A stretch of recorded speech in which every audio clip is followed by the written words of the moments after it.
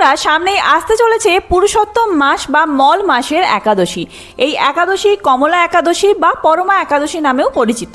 আমরা আজকের ভিডিওতে জেনে নেব এই একাদশী ব্রতের সম্পূর্ণ সময়সূচি, পঞ্জিকা অনুসারে একাদশীর পালনের সময়সূচি কি রয়েছে, সারা বিশ্বের পালনের সময়সূচি। এছাড়াও এই একাদশী ব্রত পালনের নিয়ম কি রয়েছে, যেহেতু মল মাস, কিভাবে আপনারা একাদশী ব্রত পালন করবেন, বিষ্ণুর পুজো করবেন কিভাবে, কি কি জিনিস অর্পণ করতে হবে এই দিনে, কি নিয়ম রয়েছে, কি মন্ত্র, সমস্তটাই থাকছে আজকের ভিডিওতে। তার সাথেই সব শেষে জেনে নেব যে এই ব্রতের ব্রত মাহাত্ম্য কথা কি রয়েছে আর আপনারা কেন এই ব্রত পালন করবেন। তো চলুন বন্ধুরা, আর দেরি না করে ভিডিওটি শুরু করা যাক। যদি আমার চ্যানেলে নতুন হয়ে থাকেন অবশ্যই চ্যানেলটি সাবস্ক্রাইব করে এবং ভিডিওতে একটি লাইক করে শেষ পর্যন্ত সাথে থাকবেন। আশা করি ভিডিওটি আপনাদের জন্য খুবই হেল্পফুল হবে। ভিডিওটির মূল পর্বে যাওয়ার আগে শ্রী বিষ্ণুকে স্মরণ করে অবশ্যই কমেন্ট বক্সে লিখুন ওম শ্রী বিষ্ণু হরে কৃষ্ণ। প্রথমেই জানিয়ে রাখি, এই কমলা একাদশী বা পরমা একাদশী আপনারা কেন পালন করবেন আর কিভাবে পালন করবেন। এই একাদশী সনাতন ধর্মে অত্যন্ত পবিত্র ও বিরল একটি তিথি, যা প্রতি 3 বছর অন্তর চন্দ্রবর্ষ অনুযায়ী মল মাস বা পুরুষোত্তম মাসে কৃষ্ণপক্ষে পালিত হয়। এটি ভগবান বিষ্ণুর কৃপা লাভের জন্য এবং জাগতিক সমৃদ্ধি ও আধ্যাত্মিক মুক্তির উদ্দেশ্যে উপবাস করে পালন করা হয়ে থাকে। পরমা একাদশী কেন পালন করবেন? স্কন্দ পুরাণে ভগবান শ্রীকৃষ্ণ এবং মহারাজ যুধিষ্ঠিরের কথোপকথনে এই একাদশীর অসীম মহিমা বর্ণিত হয়েছে। এই তিথিতে উপবাস করলে মানুষের অতীতের সমস্ত রকম পাপ কর্ম এবং নেতিবাচক কর্মফল দূর হয়। শাস্ত্রমতে পরমা একাদশী ব্রত পালন করলে মানুষের জীবনের সমস্ত প্রকার দৈন্য এবং দারিদ্র দূর হয়। এটি আত্মশুদ্ধি প্রদান করে এবং ভগবান শ্রীকৃষ্ণের প্রতি ভক্তি জাগ্রত করে, মোক্ষ বা চূড়ান্ত মুক্তির পথ সুগম করে। কিভাবে পালন করবেন এই ব্রত? এই ব্রত পালনের জন্য দশমী তিথি থেকে আপনাদের নিয়ম শুরু করতে হবে, অর্থাৎ একাদশীর আগের দিন রাত্রি 11টার মধ্যে খেয়ে আপনাদেরকে দাঁত ব্রাশ করে নিতে হবে, দন্ত মার্জন করে নিয়ে তার পরের দিন সূর্যোদয়ের পর থেকে কিন্তু একাদশী ব্রতের উপবাস শুরু হবে।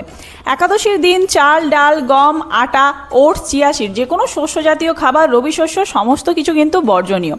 আপনারা নির্জলা উপবাস যদি না করতে পারেন তাহলে দুধ, ফল, বাদাম জাতীয় খাবার গ্রহণ করতে পারেন। এছাড়াও আপনারা সবজি সেদ্ধ করে খেতে পারেন, সবুজ শাকসবজি নয়, পেঁপে, কুমড়ো, রাঙালু, আলু ইত্যাদি দিয়ে যে সমস্ত সবজি বানানো যায় এই সমস্ত সবজি সেদ্ধ করে খেতে পারেন। তবে সেক্ষেত্রে কিন্তু আপনারা সূর্যমুখীর তেল ব্যবহার করবেন না, ঘি ব্যবহার করবেন আর সৈন্ধব লবণ ব্যবহার করবেন। অন্যান্য দিন যে লবণ ব্যবহার করা হয় সেই লবণ ব্যবহার করলে হবে না। এর পরবর্তীতে আপনারা আর কি করবেন? ড্রাই ফ্রুটস খেতে পারেন। অবশ্যই এই দিনে দুধের তৈরি যে কোনো খাবার, মিষ্টান্ন ইত্যাদি গ্রহণ করতে পারবেন। এই দিনে ভগবান বিষ্ণুর পুজো করা এবং তুলসী গাছের নিচে ঘিয়ের প্রদীপ জ্বালানো অত্যন্ত শুভ বলে মনে করা হয়। বিষ্ণুর পুজো কিভাবে করবেন তা তো আমরা জানবই, তবে তার আগে জেনে নেওয়া যাক একাদশী তিথি কখন থেকে শুরু হচ্ছে। 26শে জ্যৈষ্ঠ 10ই জুন বুধবার রাত্রি 7টা49 থেকে শুরু হচ্ছে একাদশী তিথি। একাদশী তিথি সমাপ্ত হবে 27শে জ্যৈষ্ঠ 11ই জুন বৃহস্পতিবার সন্ধ্যা 6টা8 অর্থাৎ এই পরিস্থিতিতে উদয় তিথি অনুযায়ী এই একাদশীর উপবাস রয়েছে 27শে জ্যৈষ্ঠ 11ই জুন বৃহস্পতিবার। এই দিনেই কিন্তু একাদশীর উপবাস রয়েছে, কমলা একাদশী বা পরমা একাদশী যেই নামই ধরুন না কেন। এবার চলুন জেনে নেওয়া যাক কিভাবে আপনারা বিষ্ণুর পুজো করবেন, তারপরে আমরা পালনের সময়সূচি জানবো। প্রথমে আপনারা সকাল সকাল ঘুম থেকে উঠে ঘরবাড়ি সমস্ত পরিষ্কার করে নিয়ে গঙ্গায় যদি স্নান করতে পারেন তো খুবই ভালো। তা যদি সম্ভব না হয় বাড়ির জলে গঙ্গা জল মিশিয়ে স্নান করতে পারেন, অথবা স্নান করার পর ঠাকুর ঘরে এসে কিছুটা গঙ্গা জল মাথায় ছড়িয়ে নেবেন। শুদ্ধ বস্ত্র পরিধান করে ঠাকুর পুজোর সংকল্প নিন এবং তারপরে বিষ্ণুর পুজোর জন্য আপনারা একটি জলচৌকি পাতবেন। তার উপর হলুদ বস্ত্র পেতে দিয়ে বিষ্ণুর মূর্তি বা ছবি স্থাপন করবেন। সামনে ঘর স্থাপন করবেন, মা লক্ষ্মীর ঘর যেভাবে স্থাপন করেন আম্রপল্লব দিয়ে সেইভাবেই আপনারা ঘর স্থাপন করবেন। ঘর স্থাপন করা হয়ে গেলে তারপরে যে সমস্ত নৈবেদ্য এনেছেন এই দিনকে হলুদ ফুল রাখবেন, তুলসী পাতা রাখবেন আর কিছুটা চন্দন রাখবেন। আর মিষ্টান্ন হিসেবে আপনারা সাদা বাতাসা বা অন্যান্য যদি কোনো ভোগ প্রসাদ দিতে চান তো ভগবান বিষ্ণুকে অর্পণ করতে পারেন। তুলসী পাতা অবশ্যই অর্পণ করবেন এই দিন ভগবান বিষ্ণুর চরণে চন্দন সহযোগে। ওম নমো ভগবতে বাসুদেবায় এই মন্ত্র উচ্চারণ করে তুলসী পাতা অর্পণ করবেন এবং একইভাবে এই মন্ত্র 3বার করে উচ্চারণ করে গাঁদা ফুল বা হলুদ রঙের যে কোনো ফুল আপনারা অর্পণ করতে পারেন শ্রী বিষ্ণুর চরণে। এর পরবর্তীতে শ্রী বিষ্ণুর পুজো করলে কিন্তু আপনাদের মা লক্ষ্মীরও পুজো করতে হয়, সেই কারণে মা লক্ষ্মীর জন্য এই দিনে একটি পদ্ম ফুল আর বেলপাতা রাখবেন, চন্দন সহযোগে ফুল অর্পণ করবেন। এরপর আপনারা ধূপ আর দীপ দেখিয়ে আরতি করবেন এবং নিজের মতন করে আপনাদের পুজো সম্পন্ন হবে। আপনারা এই দিনে ওম নমো ভগবতে বাসুদেবায় এই মন্ত্রটি 108 বার এক মনে জপ করতে পারেন, অথবা বিষ্ণু সহস্রনাম পাঠ করলে অত্যন্ত ভালো ফল মিলবে।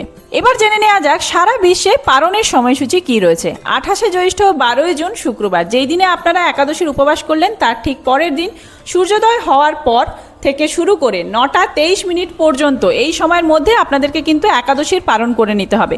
সূর্যোদয় হচ্ছে ভোর 4টে 55 মিনিটে, অর্থাৎ 5টা থেকে শুরু করে সকাল 9টা 23 মিনিটের মধ্যে আপনাদের পালন করে নিতে হবে ভারতের সমস্ত জায়গায়। যারা এই ব্রত পালন করবেন তারা অবশ্যই একটি বার হলেও শ্রবণ করুন ব্রত মাহাত্ম্য কথা, অথবা এই একাদশী ব্রত কথা পাঠ করলেও হবে, আমি লিখিত আকারে দিয়ে দিচ্ছি। একদা কাম্পিল্য নগরে সুমেধা নামে এক ধার্মিক ব্রাহ্মণ বাস করতেন। পবিত্রা নামে তার এক পতিব্রতা সহধর্মিণী ছিল, কিন্তু কোনো পাপ কার্যের জন্য তারা এত দরিদ্র হলো যে অন্ন বস্ত্র পর্যন্তও তাদের জোটেনি। এর মধ্য দিয়ে যদি কখনো অতিথি আসে তখন নিজেরা না খেয়ে যতটুকু সম্ভব অতিথি সৎকার করেন। এই সমস্ত কিছু নিয়ে ব্রাহ্মণের স্ত্রীর মনে একটুও দুঃখ ছিল না। একদিন ব্রাহ্মণীকে বললেন, হে ব্রাহ্মণী, আমি কিছু ধনের প্রত্যাশী হয়ে বিদেশে যাত্রা করতে চাই। তখন ব্রাহ্মণী বললেন, হে স্বামী, আপনার চেয়ে অধিক বিদ্বান আমি নই, তবে এইটুকু জানি বিদ্যা ধন দরিদ্রতা সর্বত্রই পূর্বজন্মার্জিত ফল। পূর্বজন্মের কোনো ফল না থাকলে বর্তমানে কি কেউ সুখে থাকতে পারে? আমরা ধন সম্পদ অনেক পেয়েছিলাম, কিন্তু কাউকে অন্ন দান করিনি, তাই আমাদের অন্ন জুটছে না। হে পতিদেবতা, তুমি ধনের জন্য অন্যত্র গেলে আমাকে লোকে দুর্ভাগা বলে নিন্দা করবে। অতএব তুমি এখানে থেকে যা লাভ করে তাতেই আমি সন্তুষ্ট। প্রতিব্রতার কথা শুনে ব্রাহ্মণ দেশে রয়ে গেলেন। একদিন তাদের ভগ্ন কুটিরে কৌণ্ডিল্য মুনি এলেন। পরম শ্রদ্ধা সহকারে উভয়ই মুনিকে প্রণাম করে সস্ত্রীক বিধিপূর্বক ভোজন করালেন। ব্রাহ্মণী জিজ্ঞাসা করলেন, হে মহামুনে, কিসে দারিদ্রতা নাশ হয়? এমন কোন উত্তম ব্রতের কথা বলুন যাতে পাপ দুঃখ দারিদ্রতা দূর হয় এবং ভগবানে ভক্তির উদয় হয়। তখন কৌণ্ডিল্য মুনি বললেন, মল মাসে বা অধিক মাসে কৃষ্ণপক্ষিয়া একাদশী ব্রতভুক্ত মুক্তি প্রদায়িনী, সর্বপাপ বিনাশিনী, সর্বসুখদায়িনী এবং ভগবানের অতি প্রিয়তমা তিথি। প্রথমে কুবের এই ব্রত পালন করেছিলেন। রাজা হরিশ্চন্দ্র এই ব্রত পালনে স্ত্রী পুত্র এবং রাজ্য ফিরে পেয়েছিলেন। হে বিশালাক্ষী, এই জন্য তোমরাও এই ব্রত পালন করো। পতি পত্নী উভয়ে একসঙ্গে বিধিমতো পুরুষোত্তম মাসের পরমা একাদশী ব্রত পালন করলেন।